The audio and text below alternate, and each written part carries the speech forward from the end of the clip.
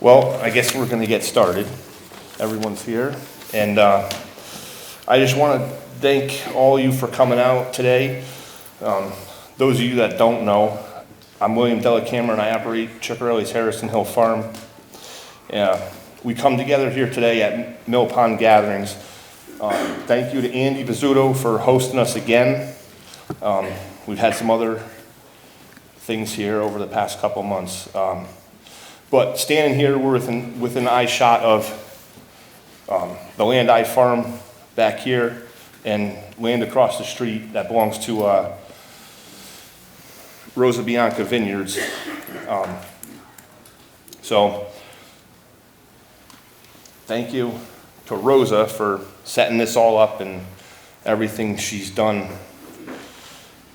And today she's going to announce that there's a farm recovery support block grant that's going to be administered from the USDA to the state. And I'll let her talk more about that. But just, I want to say thank you to Rosa and her staff for everything they've done. And a lot of people, a question they have to me is, why'd you do it? What made you do it? Well, I did it because I believe right now that agriculture, not only in the state of Connecticut and not only across America, is in an epidemic, that we're losing farms at a faster rate than we should. And a lot of this is coming from natural disasters like many of us have suffered over the past couple of years. And after that hailstorm, there was a lot of hours of me thinking about a lot of things. And I called a lot of people. I went to a lot of meetings. One of the calls was to Rosa DeLauro. And with everything I talked to her about, she put some of her aides on. Jennifer, that's here, she was instrumental. She kept in touch. She got me meetings. She talked to people. And then I decided that I needed to make a statement and I needed to drive it home because I believe that there's a little bit of disconnect and that sometimes our lawmakers don't understand exactly what we're going through. And I said, I lost my whole farm. I've been asking for years to change some of these programs that have fallen short for most of us farmers. So I said, with that, with losing my farm, I have good people around me. I think I can make a change. So I got in my tractor and drove 871 miles round trip with everywhere I went. So I went around the state of Connecticut because I wanted to make sure when I got down there that I had a story to tell everybody, that I wasn't just going there on a whim, that I want money, I lost all my farm and that's all I want. I wanted to be able to bring them a message that we need help. So I set out and I drove down to Washington, D.C. I spent a lot of time thinking, but I also spent a lot of time talking to Rosa's aides and other organizations in D.C., knowing all well that I got there. And when I got there, I was surprised what I got. I got to meet with the USDA in the USDA building and with Rosa on the first day I was there. And the second day I was there, I got to meet with all of the Connecticut delegation, which most of all are here today. And they listened to everything I had to say, and I left there with Rosa saying that she was going to see what she could do. And I knew from working with Rosa on prior occasions that she was going to get something done. I just didn't know what. While we were there in Washington, leaving the legislative buildings one day, I was stopped on my way out in the elevators, and someone asked, "What's going on?" I said, what do you mean what's going on? And they said, "How did you get senators and everybody to meet like this? And you were here yesterday with the USDA." I said, I had a hailstorm. I drove my tractor from Connecticut, and that's why. I mean, that's what Rosa does. That's what she's there for. So, also while I was down there, I met with Rosa, and we also met with her aide, John Myron, which is here somewhere. And after leaving those meetings and talking, and John asking questions, and calling back and asking more questions, and he takes calls from me. They're sometimes not questions, they're just statements I make to him. He's listened to everything, and coming out of that, that's, I believe myself, how this is supposed to work. I had a problem. I got in touch with Rosa. She's my representative, and she took it from there. And I can't thank her and everybody else on the Connecticut delegation enough for crafting this legislation in such a short time, which we all know is historical. Not only is it historical because of the way it's being delivered, it's historical because of the way it's structured to help smaller farmers, and it's really, I believe, going to help agriculture. Hopefully we can leave here today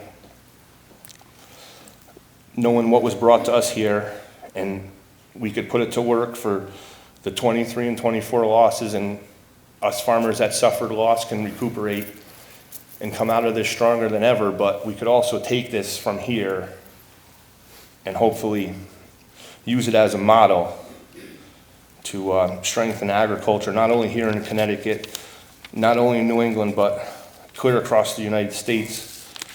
I spent some time recently with some people that drove tractors in 1979, and most of those people are 60, 70, 80, and some 90-year-old people that drove tractors in '79 before the farming crisis in 1980. They've seen this happen, and they don't want to see it happen again. So without further ado, I'm going to step away from the mic and let Rosa make some statements.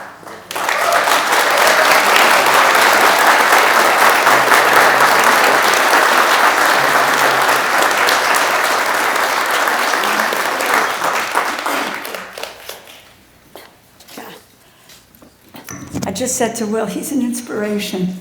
He really is, and I'm so grateful to be here. And I thank you so much, Will, for the introduction. But I just, it's wonderful to see everyone here, family, friends, farmers, vendors, you know, everyone who cares so deeply about, and I see Jim Zioli back there as well. Hey, Jim, who always would call me and say, have you talked to Will? Have you talked to Will? I said, I've talked to Will, yes, you know. But to have you all here today really is remarkable, and as well as you know, my colleagues, you know, all of us here today, or most all of us here today, but all involved in this in this effort. And let me just say, Andy, where are you? Andy Bizzuto, thank you for this wonderful space and to be here with all of you. Let me also give a shout out to Mayor Angeloni, you know, and thank you very, very much for, this is a moving target here. This is great. I can come right up there. Whoa, okay. Anyway, but I'm really, lots of emotion here today. And again, Will, to thank you, and I thank all of you for being here. And we're celebrating what is historic, as Will said, a win for Connecticut, a win for all of New England, for small farmers, for medium-sized farmers, and for how our government really should work with people and for people. And I think, Keith, how are you? Good to see you. My God, it's so great to see everyone. What a champion Will has been, and he's responsible for this relief. He is, you know. He's the reason why we are all gathered here today. Let me just say a thank you to Jeff Sandness, co-owner of Buell's Orchard in Eastford and Congressman Courtney's district, for joining us. Lisa Griffin from the Oxon Hill Farm in Suffield, Congressman Larson's district, Commissioner Brian Hurlbert, State Department of Agriculture, and Tracy McDougall, Director of Membership and Business Development for the Connecticut Farm Bureau. And to be here with my friends. Yes, we're colleagues, but we're friends. And with Congressman Courtney, Congressman Larson, Senators Murphy, Senator Blumenthal, all deeply involved in what we are talking about here today. Today's story starts with the storm, as Will pointed out. On a Monday afternoon last spring, a highly localized hailstorm with golf ball-sized ice chunks struck Will's farm, several other farms and wineries in the area. For Will, in fewer than 15 minutes, nearly his entire crop was destroyed, causing losses of over $400,000. Will's season was over before it could even begin. Will is not the only farmer who's dealt with such a disaster. Many small specialty producers across this country. We are specialty farmers in the state of Connecticut. That's who we are. They have difficulty finding insurance for small, diverse crop compared to the giant industrial farms with thousands of acres of identical crops and federal policies geared toward their success. Will knew the risks, which is why he purchased some crop insurance, also applied for the federal non-insured crop disaster assistance program, the NAP program, or maybe what it should be called is not a penny. Not a penny. And despite the high cost of this financial assistance, he tried to protect himself. And yet, following the disaster, he received less than $200,000, less than half of what he lost. That would not be nearly enough to make him whole, to pay his workers, or to prepare for the next planting season. And since the storm was localized, he also could not receive support from federal agencies, which typically require a national federal disaster declaration to be able to provide the aid. And so that there was no national declaration, a national disaster declaration. This disaster may have been considered small by the federal government, but it was devastating for Will, who lost a year's worth of effort. And not only Will, but the farmers who are here as well, who lost income. And again, not alone. Connecticut, New England farmers have suffered disasters like this in the last 2 years. And many residents who had their farms damaged by flooding last year can also tell you the stories about the difficulty they faced in getting help. Too many farmers like Will are slipping through the cracks in our federal safety net. This lack of support is one of the primary reasons that Connecticut has lost 460 farms over the last 5 years. And we are leaving farmers high and dry when disaster strikes. And we'll all wind up paying the price in the form of fewer options in the grocery aisle and, yes, a weaker economy. Will knew that our farmers deserve more, and he decided to do something about it. He told you. He drove the tractor. I think it was like all over the state, but then to Washington, D.C., like 179 hours to raise awareness. And he met with farmers along the way. They shared their stories, their concern, messages that were written on the side of the trailer, until he parked the trailer outside of the USDA to send a message loud and clear. They were looking out their window and they were looking at Will's tractor. And what that said to that building and to others, you will hear us. You will hear us. I met with Will the next morning in my office, and all of us in the delegation were there to listen to Will's story and working together to try to provide answers for him. Went out with him in the pouring rain on the mall to see the tractor. He was passionate but understanding. He was concerned, but not just for himself, but for farmers across this country who face the same lack of support. And I knew that we needed to take action and fast. With input from farmers, from my colleagues, policy experts, we drafted a historic new block grant that is tailored to the needs of small and medium-sized farmers. It allows farmers without crop insurance to receive disaster relief, opening the door for so many specialty crop producers left behind by our current farm safety net. It also permits states to determine how extreme weather events have affected their communities, affording them more flexibility. It provides $220 million in funding for farmers who experienced such a disaster from 2023 to 2024. Funding was included in the disaster supplemental bill passed at the end of last year, and my colleagues and I knew this was non-negotiable for me. We were not going to take no for an answer. And I want to thank my colleagues. I'm glad that the state of Connecticut has already submitted our state's initial request for farmers who have suffered losses. We created the block grant because we knew there was a need. Over 200 submissions to the state's informational survey further underscored the need. That survey identified over $50 million in losses to our state, higher than was previously thought. Combined with previous survey data, our state's losses amount to over $72 million.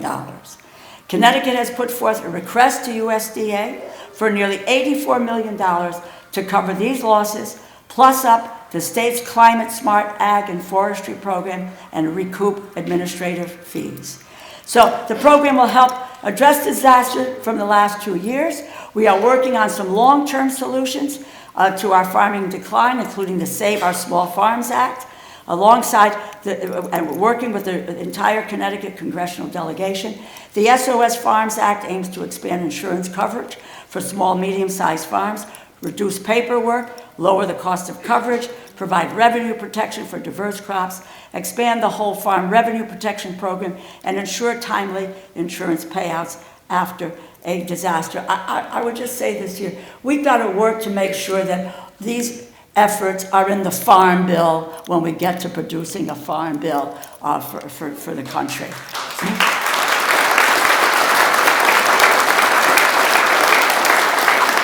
I have to mention my co-conspirators in this fight.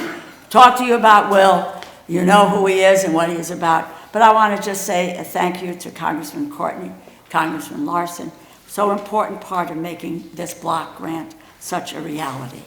I also want to say a thank you to Senators Blumenthal and Murphy, essential partners in getting this done. Commissioner Herbert, the state, for the teamwork with our office on this, and for putting Connecticut at the forefront of leading this program among the eligible states. You know, we need more help on this issue from our partners in state government as well. We need state-level solutions. We need to provide more support for small and medium-sized farms, and that will require cooperation at every level of government. This story, Will's story, proves that our government is and must be accountable to the people. It works. I've always believed that citizens should be able to bring their problems to their elected representatives and see quick action to respond. That's the type of government I still believe in, and I know that all my colleagues believe in as well. Will went the extra mile, literally, for his farm, but you should not have to drive a tractor to the National Mall to get attention. You know, people everywhere should be able to pick up the phone, work with their representative, and our promise to you is that we will strive to eliminate unnecessary bureaucracy, work with our constituents to create new ways of getting things done, and despite its flaws, Congress is an institution that responds to external pressure, and you are the external pressure, and you need to understand that, okay? Thank you. I want to ask Congressman Courtney now if he would introduce our guest, Jeff Sandnes. Thanks, Rosa. Yep. Good morning, everyone. And again, the turnout here kind of speaks volumes about the passion that so many of the small farms and specialty crop farms have for the work they do and their commitment to our state. And again, it's nice to be here to talk about a real success which took place in Washington. And I just want to sort of foot stomp the point that, You know, this package that came together in December after a highly contentious election, with the clock ticking down to the end of the year, was far from a given that it was actually going to make its way all the way through the schedule and the process that's there. In fact, there was one attempt to pass a measure a day before the final enactment, which failed. And every bit of it was contested. It was a highly competitive process in terms of what got in and what got left out. And I just cannot say enough about Rosa DeLauro's just unbelievable tenacity to make sure that, again, in this process, that it wasn't going to get muscled out. And her counterpart in the Appropriations Committee in the Senate, Chris Murphy, was a huge ally, because that's really where the hard negotiations were taking place. And like her, I just want to say, you know, Willie's story really defies all the narratives about the fact that Washington is hopelessly broken, that no person can make a difference. The fact is that he disproved that. And it's not like this package had like a super PAC funding, you know, this effort, or having lots of lobbyists patrolling the halls of Congress to push it. It really was, honest to God, grassroots advocacy that really is the way our democracy is supposed to work. And I cannot say enough about the fact that this guy just said, I'm not going to just sit here and be quiet. We had a meeting with him on Zoom with the House Agriculture Chairman, G.T. Thompson from Pennsylvania, to talk about the structural changes that need to be made in the Farm Bill.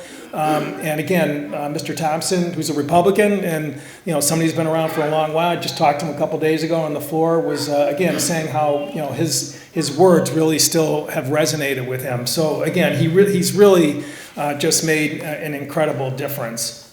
And the last point I would make, and then I'm going to introduce Jeff Sandus, is just that, you know, what Willie and others have been complaining about for many years is that the crop insurance program is designed for a different type of agriculture. It's the big row crop, commodity crops, corn, wheat, soybeans. You know, they are very successful in terms of recovering insurance payments when disasters strike. But because of the fact that just their planting seasons and their structure makes it, frankly, very kind of easy for the Department of Agriculture to process those requests, and it's just a different world for farms like Willie's and so many that are here today. And what compounds it even more is that when you get disaster assistance, because this isn't the first time agriculture's gotten disaster assistance in past years, but it's all tied to farms who've actually gone through the crop insurance program. So it's the ultimate catch-22 that punishes farms not once but twice in terms of just the impact of a broken system that's there. And it is so important for us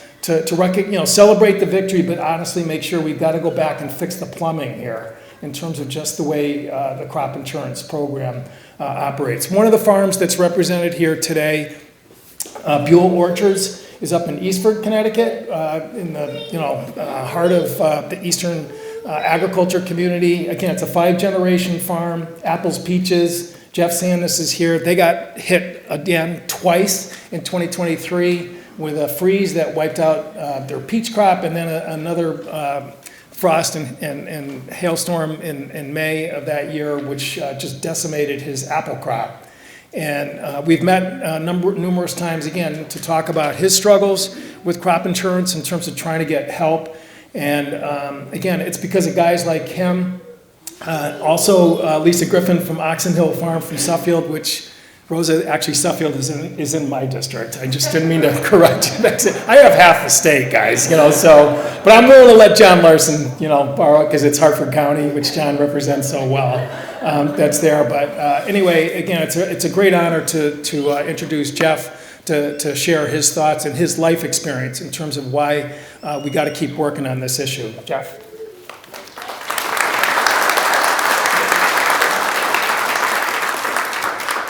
Good morning, and a thank you to Congresswoman DeLauro, especially, and obviously Congressman Courtney, as well as all of the rest of our delegation. Thank you very much. For this guy from a little town of Eastford to be standing here with senators and congressmen and women behind me is a little unnerving, so bear with me. It's not where I expected to be. but in America, right, in America. And I'm going to make a confession, and then I'm going to move quickly. I'm a lifelong Republican. Yikes! Again, only in America. Thank you very much. We should be able to work together, and it's appreciated very, very much. I think the rest of our country could use a lesson today. I, along with my brother Jonathan, are fourth-generation farmers in Eastford.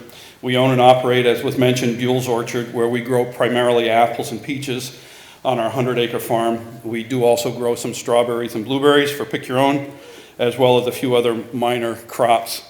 Our most recent issue with crop failures began in February of 2023, just about 2 years ago, when during, as you might remember, it was a very mild winter. Temperatures plunged one night for a matter of several hours to temperatures of around 15 below zero. I believe it had been 40 during the day, and that was very typical. Totally destroying that summer's peach crop, and certainly damaging the strawberries as well. The apple crop, amazingly enough, survived that cold quite well, but unfortunately, on May 18th of that spring, that same year, we already had small pea-sized apples on the trees. I don't know how many of you are familiar with the growing, but they start out tiny and grow about the size of peas. And the temperature one night began to plummet again and went down to around 25 to 26 degrees and stayed there for several hours, unfortunately.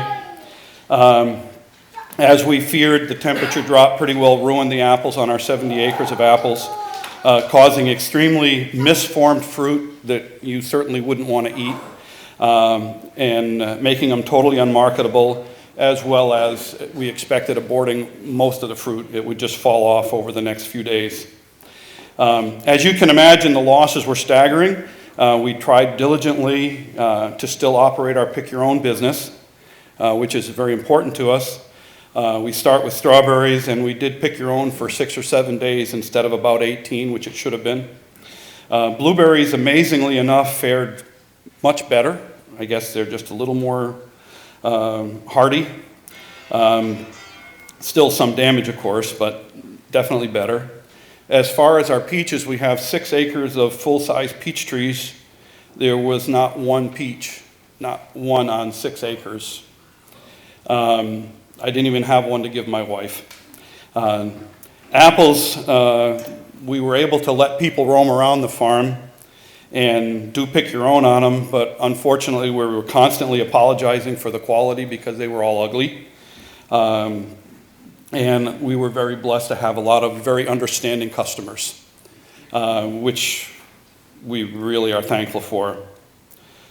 We do sell a lot of apples wholesale and peaches as well, but the wholesale business was 6% of what it should have been on a normal year.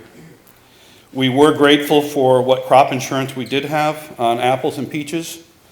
They came through and paid what they were expected to pay, but of course, any of you that know much about crop insurance know it only covers the bottom 50% anyway, and then not at a price that you would be selling stuff for. So it's really more like 25 or 30%.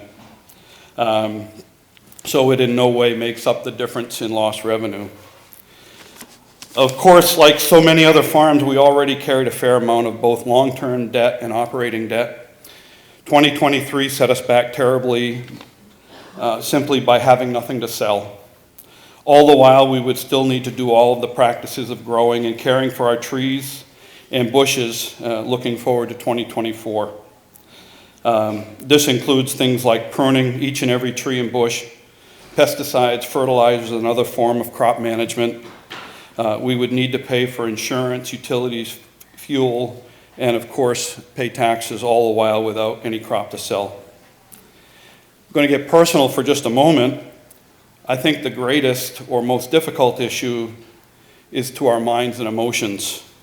To work all winter pruning, in the spring planting and caring for trees and the crops, to have it all taken away in a couple hours of cold leaves us devastated. We've been there in other years the same way with hailstorms. In a matter of 10 minutes, 15 minutes, as Willie mentioned, you kind of lose everything. It's very devastating. And then we need to deal with another whole winter and growing season of working towards another crop that you never got the year before. It's just unimaginable. We're still here, and thankfully we enjoyed a very successful 2024 season. However, we are deeper in debt and on shaky ground in that regard, so we appreciate whatever help we can get. I'm old enough to look back over many decades, and the weather is always an issue. Extreme winter colds, spring freezes, hailstorms, floods, droughts, and hurricanes keep coming. Personally, I'm convinced that if we want diversity in agriculture in southern New England, there will be times when we need help through the government. It's not really what we want, but that doesn't mean that it's not necessary. We personally take great pride in taking care of our land, the heritage that we've been blessed with, to do our part in providing healthy, locally grown food to the people of Connecticut. Again, I want to thank you all for the opportunity to be here and for the invitation from Congressman Courtney. Thank you.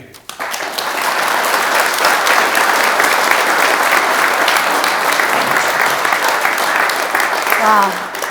Thank you so much, Jeff, and you could feel it in your voice and in your comments about how important this is and the emotion of it all coming through. Really so poignant in your remarks. But I do want to say something. I understand you do quite a business in apple cider donuts. Yeah, so where are the apple cider donuts here this morning, Jeff? I ate the last of them last week. Okay, fine. There's a rain check on the donuts. Thank you. If you just take 1 second. Again, I want to shout out for Andy Bizzuto. Thank you for having us here. Andy, you're the best. And I would like to just acknowledge, my staff. They keep our names on the door, the staff people. So there's Jen Lamb, who is our district director, who was referenced by Willie, and John Myron, who crafted the legislation. I just said John. So thank you very much. It's a pleasure for me to ask my colleague John Larson to come up and to introduce Lisa Griffin, even though Lisa is from Joe Courtney's district. Okay, John. Well, thank you, Rosa, and good morning, everyone. Good morning. Oh, come on. Good morning, everyone. All right. Well, thank you. What an honor to be here, and I want to thank Rosa DeLauro. I think everybody can see and witness the incredible impact that she has had, not only for the state of Connecticut, but for the entire country. And it's not by coincidence that being the chair of the of both what used to be the Ways and Means Committee, but now the most powerful committee in all of Congress in appropriations, and the first time in Connecticut's history that we've had an individual who was chair of that committee. We're fortunate and blessed that we have two senators that work extraordinarily hard, and also that so many of you have joined us today, including Billy Collins as well, who's sitting right over here, who I believe sustained the largest loss of anyone from the state of Connecticut. Thank you for being here as well. And Lisa Griffin, who's here, and we had several people. My next door neighbor is a family called the Burnhams. I'm sure many of you have heard of them.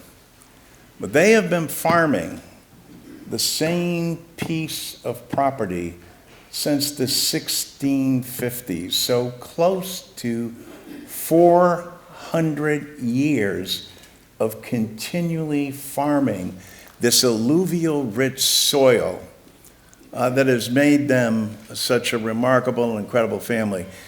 They could have been here, but they're out busy working even today. The work that all of you do and what farming represents, not just to the community, but the state, but the country, what it means to the human race. And where would we be without the kind of excellence that you bring forward, all the more reason why these things have to be safeguarded, have to be protected. And there's more that needs to be done. Our colleague Johanna Hayes has introduced a piece of legislation that we're all signed on to expands. It makes it possible for small farms, especially, like we see throughout all of New England and across this country, that need specific aid. And God bless you, you're so humble, most of you would never ask. I know my next door neighbors, the amount of pride that they have, and they oftentimes will kind of just buckle up and keep going. But it's up to government, and it's up to us to recognize the value and the treasure and what you do for each and every one of us. So this is a labor of love. Grateful for Rosa, our entire delegation, our 2 United States senators who worked tirelessly on your behalf as well. But it all happens because of people like Lisa Griffin. Lisa?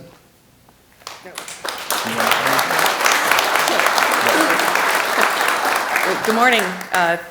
Thank you guys for coming out here. I wasn't planning on saying much, but my husband's family has been farming in Connecticut for 11 generations, and my family was a family of immigrants, and when my husband and I got married, we came together and started to continue farming in the next incarnation of the farm, and we have an organic produce farm, so we do organic vegetables, and it's been a challenge over the past few years because to what he was saying is no matter how much planning you do as a farmer, you take the classes, you make the designs, you set out your calendars, ultimately we are not in charge of what happens in the weather and the climate, and we're just left to respond to it.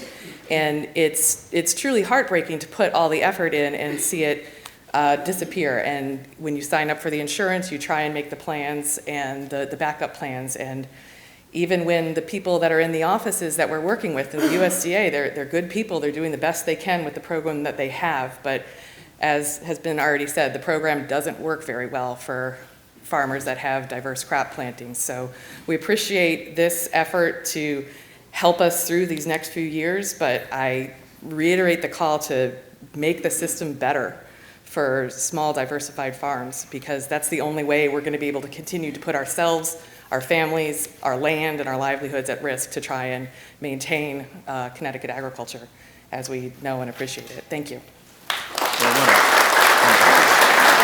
Thank Lisa and thank everybody. And I also want to extend a special thanks to our commissioner. What a great job that he has done, and especially bringing this to our attention and working very closely with the entire delegation.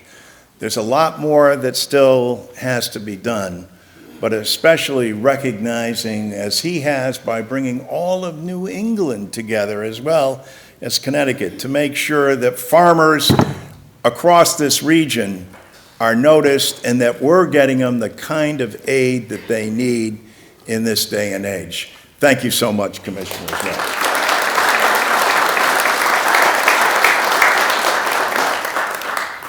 I love listening to Jeff and Lisa, and you could again hear it in their voices.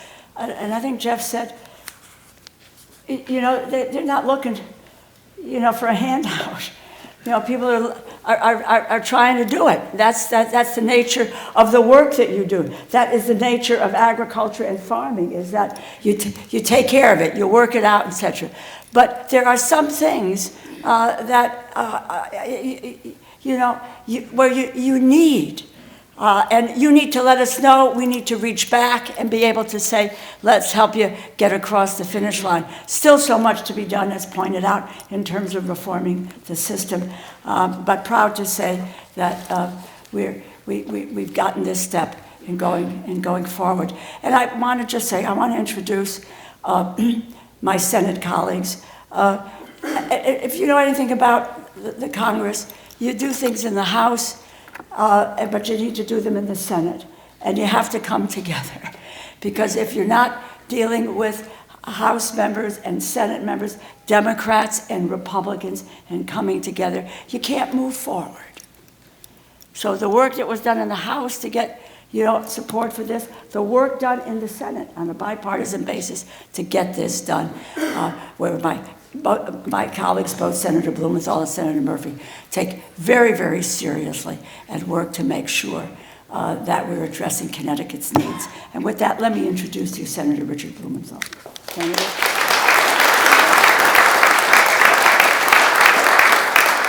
Thank you so much, Rosa. Another round of applause for Rosa DeLauro. Thank you, Rosa. Thank you all for being here today. I know you're going to leave complaining that there weren't enough speakers and we didn't talk long enough.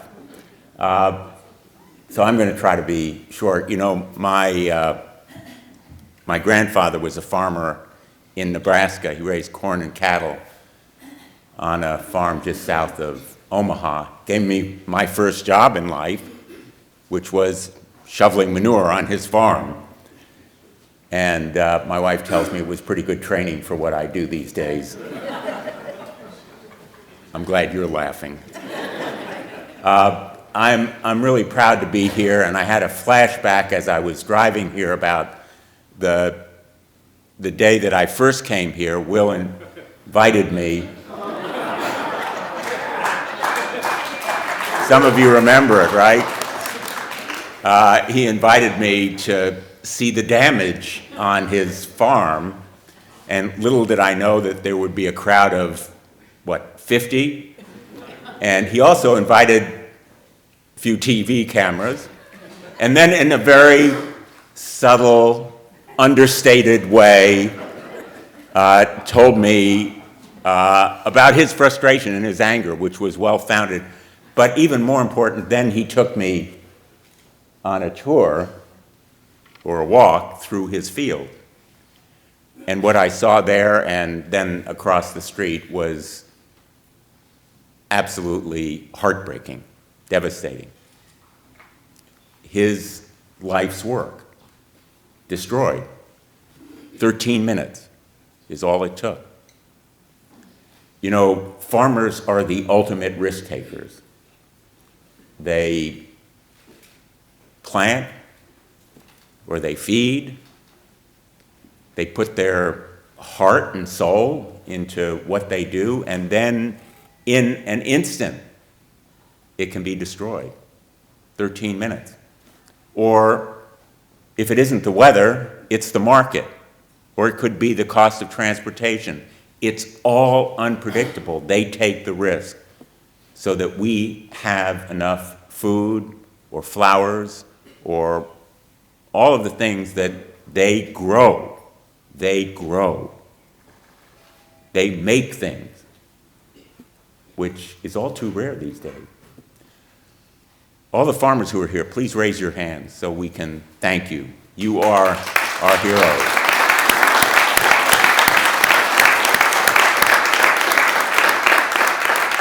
But here's the lesson that I took away, a bigger lesson from that little meeting that I had with Will out on the field here. And I wish that we had a record of it, because it was a lesson to me, and it would be a lesson to my colleagues. It could be a lesson in a business school or a law school. The reason that we're here is because big ag, the big farmers, the big agricultural processors have the power. That's the reason why they have insurance and you don't. That's why big farms have that guarantee that they're covered, and small farms, specialty farms like yours, do not.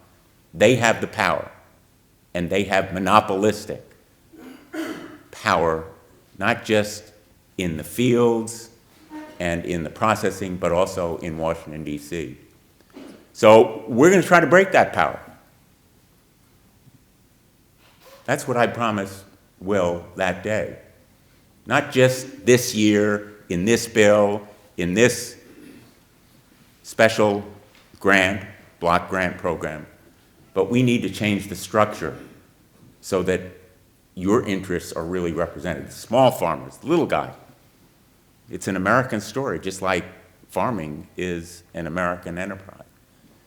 And we need to pass the Small Farms Guarantee in the Save Our Farms Act, which enables you to get insurance the way the big guys do. The SOS Farms Act, Save Our Farms Act, is part of a bigger solution here. This is a great accomplishment. It shows that, yes, we can respond, but the real response will be getting some fairness in the insurance programs, in the grants programs over the longer term, and we've got to keep up that fight. It is a fight. Now, you've heard about Mr. Smith goes to Washington. Well, Mr. Dellacamera went to Washington. And he drove that 871 miles. I'm glad I wasn't with him, because I heard enough out on the field here. But he's got to continue that voice. It's a great voice. It's a powerful voice. And it's your voice that will get it done. I want to thank all of you for being here today. We're going to continue the fight. Thank you so much for all you do for America. Thank you.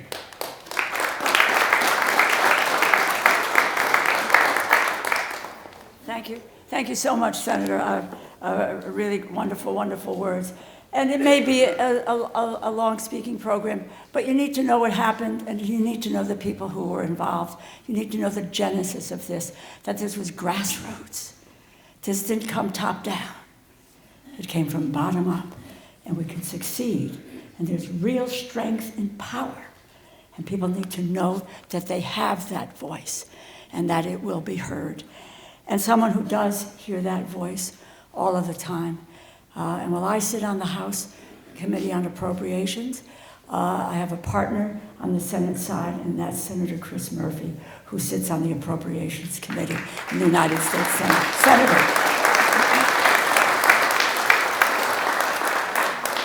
Well, thank you very much, Rosa. Thank you to everyone here for what you do to empower us. We are a very small delegation. There's only 7 of us. But we always hope that we fight a little bit above our weight class because we work together. It's not a coincidence that Rosa's on the Appropriations Committee in the House and I'm on the Appropriations Committee in the Senate. We divide and conquer. We work together where we need to. I just want to double click a couple things that have been said here just very quickly. The first is the last thing that Rosa just said. We should never, ever take for granted the country that we live in today, in which ordinary citizens have the chance to bring their stories, sometimes through exceptional means, as Will did, and get things changed for the better. It doesn't always work that way. Democracy isn't perfect, I get it. But over the course of human history, like 0.001% of human beings have lived in a country in which they can sit in front of the leaders who make policy, who decide where money goes, and say, help me fix my problem, help me fix my neighbor's problem. The only reason we're any good at our jobs is because we have people here in Connecticut who tell us what we should be doing. I don't think there's a single idea that any of us have ever had for a piece of legislation that doesn't come from a conversation that we've had with folks back here. We're not perfect. We don't get it right all the time. There's a lot of moments where you hit dead ends, but this is just a moment where I'm so grateful for the fact that we represent a state in which people have the courage to do things like Will did, that you never ever fear the ability to speak your mind.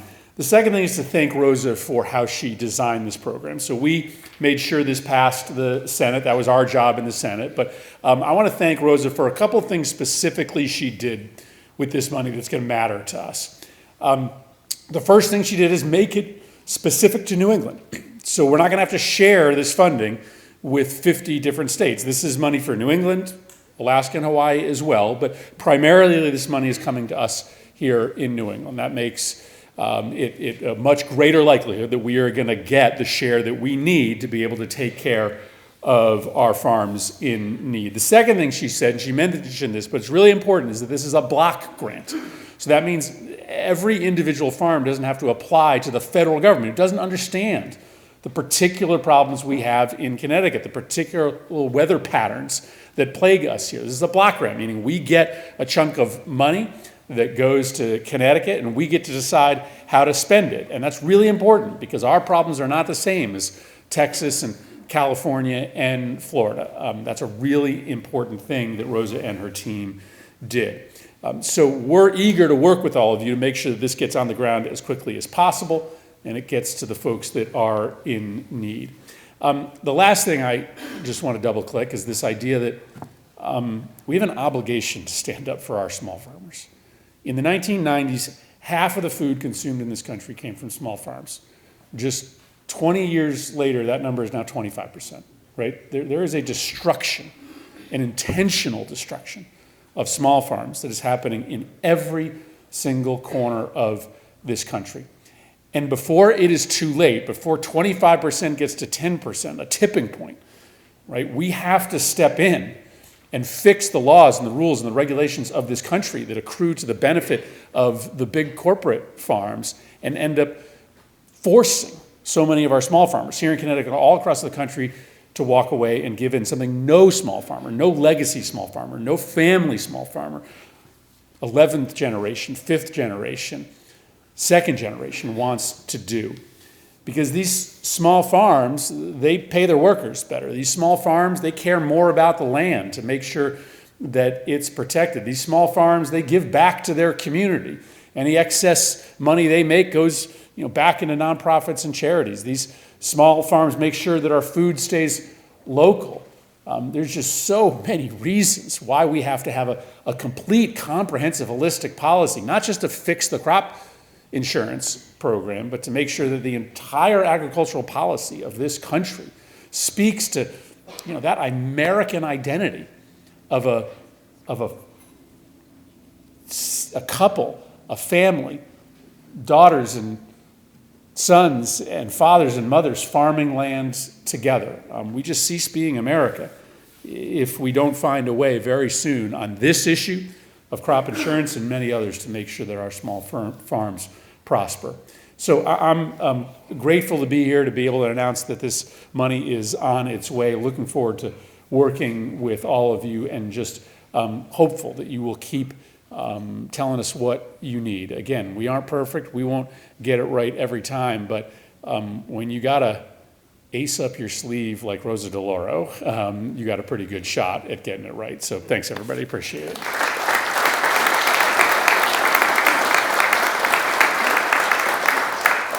Thanks so much, Senator.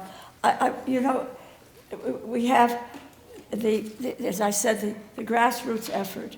You had the members of Congress who responded to the need and trying to make sure that we could address it in the right way with information and listening to the community. But the other partner in this event is the state of Connecticut, and that is our Commissioner, Brian Hurlbert. Without that piece, and without the partnership, and without helping us move along, because they know intimately what's going on and what would work and what wouldn't work. So I want to just say a thank you to the Commissioner for his great work and his partnership on bringing this legislation to fruition and allowing for this money to be available for all of you. Commissioner.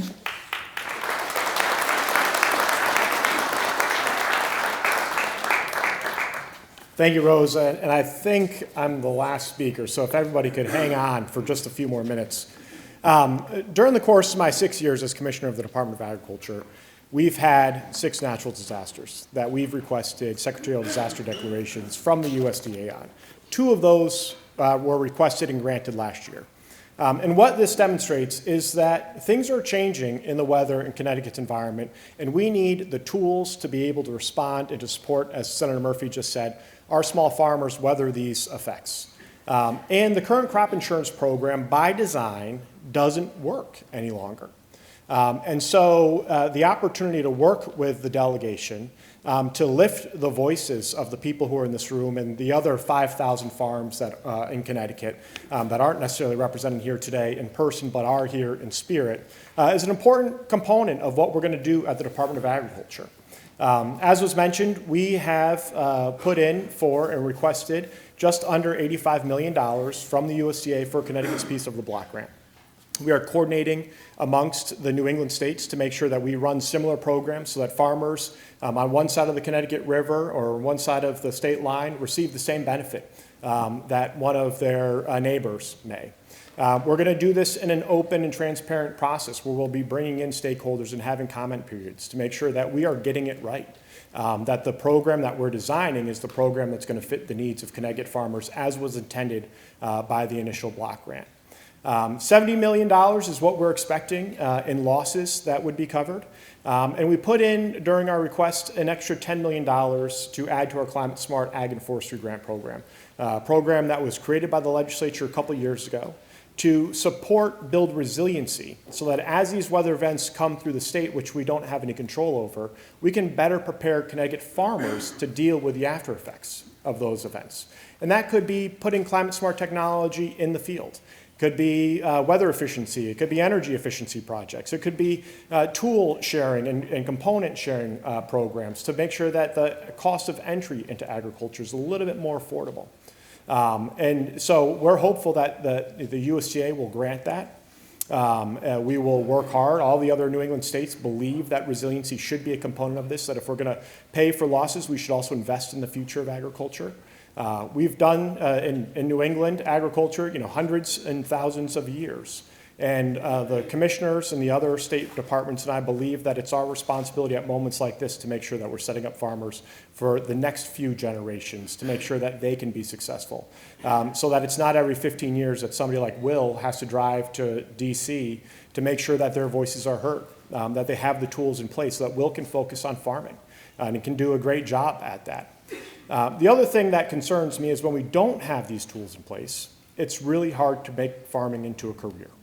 If you're worried every year about losing all of your income, how are you going to go back every year to do this? And so by making sure that we have risk management tools, crop insurance tools, programs that support farmers in the down years, that will allow them to do well in the up years. And that's one of the things that we're going to take into consideration as we build out this program as well. I know a bunch of people are probably thinking, well, where's the money? So we put in our request last week. We'll be working with the USDA on a state-by-state basis to contract for individual programs. And as I mentioned, New England, we're going to work together so that our programs look similar. But it's our goal that we will move as fast as the USDA allows us to. We've got a secret weapon, a couple people standing behind me here. We're going to make sure that USDA honors the commitment in the bill that was passed last December. And we're going to use that to see fit so that we can get this money deployed as fast as possible. Congresswoman DeLauro told me that I had a responsibility. She wasn't as polite as I just said it. Well, we're going to move that money as quickly as we possibly can, recognizing that people are sitting on 2 years of debt, 2 years of losses. They're carrying debt with interest on that, and so we want to help them get through that, pay that down, and again, focus on what they want to do, which is be in the field, be in the barn, working on their farm to be successful, and setting up a great legacy for the next generation of Connecticut's farmers. Thank you to everybody who's here. Appreciate you taking time out of your day to join us, to show support for the delegation, for the work, for Will. But also thank you to the farmers who have hosted me, members of the delegation, state legislators, local leaders, over the past couple of years to demonstrate what happened on your farm during these instances. Taking time out of your day that you could be recovering to demonstrate why this is important, why we should care about what's happening here. That's very much important, very much appreciated. Thank you to Will for your tenacity. Where is he? Back there. He's not usually the back row guy, but for saying, I got to do something. This is a story that needs to be told, and for giving everybody an opportunity and a voice to do that. We're going to work diligently at the department to get these dollars out the door. We're going to work with our neighboring states to make sure that we are consistent with it. And we'll still be a resource for our delegation for the USDA as they design a new crop insurance program so that they know what exactly it takes to make sure that a Connecticut farm is as protected as a Nebraska or an Iowa or a Dakota farm. Because that's important for us here. These men and women who operate the 5,000 farms are integral parts of our rural communities, of our suburban communities, and more of our urban communities, providing food, fiber, and feed for Connecticut's agriculture, for Connecticut's population. And that's something that we at the department think about on a daily basis. Helps us stay grounded, but helps us understand that the work we do is important because the work we work for, the people we work for are important. Thank you.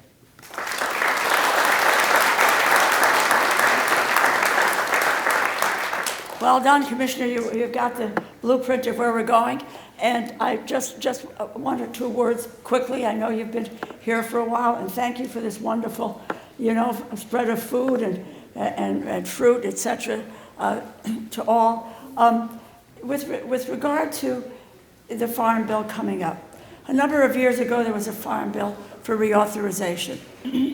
And what we tried to do in the New England states, in the mid-Atlantic states, and in California, was to say, we will not support a farm bill that doesn't take into consideration our small farmers, our specialty crop farmers. And it was a hard line. We drew it in the sand, and subsequently the farm bill has made recognitions. It's now time for us to go back, tell them that again. We're not going to pass a farm bill unless our small, medium-sized farmers, our specialty crop farmers are taken care of in this bill. So thank you. Keep up your advocacy, and God bless your will.